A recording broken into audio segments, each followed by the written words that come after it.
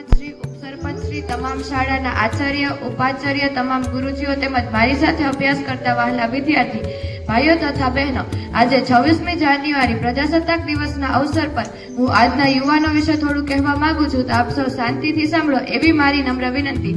આજે અણતીઠેલી ભૂમિ તળે ગાથડે વિશ્વભરના યુવાનોની આંખ અડે, પંથ જાણ્યા વિના પ્રાણ ઘોડે ચડે, ગરુડથી આંખ આતમ વિશે ઉજળે, રગ રડિયા ગળિયા ને પડ્યા સૌને થાય, લાતો ખાતી લથડિયા ઈ બીને ચાલ્યા જાય। ઝવેરચંદ મેઘાણીની આ પંક્તિ એ આપણને સમગ્ર જીવનનો સાર આપી જાય છે।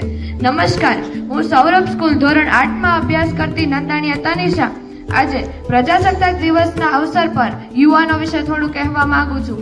આજે આપણે જે વિષય પર વાત કરવા જઈ રહ્યા છીએ, જે વિષય ઉપર ચર્ચા કરવા જઈ રહ્યા છીએ કે આજનો યુવાન કેવો હોવો જોઈએ, તો તે પહેલા હું તમને ઇતિહાસના પાના ખોલીને જણાવવા માંગીશ એ યુવાનો વિશે કે જેણે આપણા ભારત દેશ માટે, આપણા રાષ્ટ્ર માટે બલિદાન આપ્યા છે।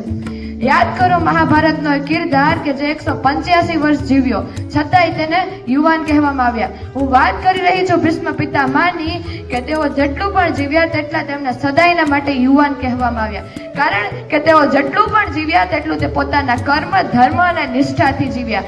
આ છે યુવાન અને આને કહેવાય યુવાની। આજે આપણે વાત કરી રહ્યા છે યુવાનોની, આજે આપણે ચર્ચા કરી રહ્યા છે યુવાનોની, તો હું સ્વામી વિવેકાનંદજીનો એક કિસ્સો તમને જરૂરથી જણાવવા માંગીશ। સ્વામી વિવેકાનંદજી એક વખત શિકાગોમાં ભરાયેલી ધર્મ પરિષદમાં હિન્દુત્વનું નેતૃત્વ કરવા જઈ રહ્યા હતા। ત્યાં તેમને એક વ્યક્તિએ પૂછ્યું કે તમારા ગીતાજીમાં કેટલા નીચ સંસ્કાર છે કે તે સૌની નીચે રહેલી છે? ત્યારે સ્વામીજીએ તેનો સરસ જવાબ આપ્યો। તેમણે જવાબ આપતા કહ્યું કે નીચ સંસ્કાર અમારા ગીતાજીમાં નહીં, પરંતુ તમારા જેટલા પણ ધર્મગ્રંથો છે ને તે બધાના સંસ્કાર અમારા ગીતાજીમાં સમાયેલા છે, એટલે જ તે સૌથી નીચે રહેલા છે। ફક્ત અમારા શ્રીમદ ભગવદ ગીતાજી જ છે કે જે સમગ્ર વિશ્વમાં પોતાનું જ્ઞાન પાથરે છે। આ છે યુવાન અને આને કહેવાય યુવાની। આવી વીરતા, આવી ખુમારી, આવું શૌર્ય, આવું યુવાની હોય તો ફક્ત સ્વામી વિવેકાનંદજી જેવો હોવો જોઈએ। આજે આપણે વાત કરી રહ્યા છીએ સ્વામી વિવેકાનંદજીએ, તો તેમણે કહ્યું હતું, અખિલ બ્રહ્માંડની શક્તિ તારામાં સમાયેલી છે, બંધ આંખોને ખોલ અને ઓળખ તારી શક્તિ।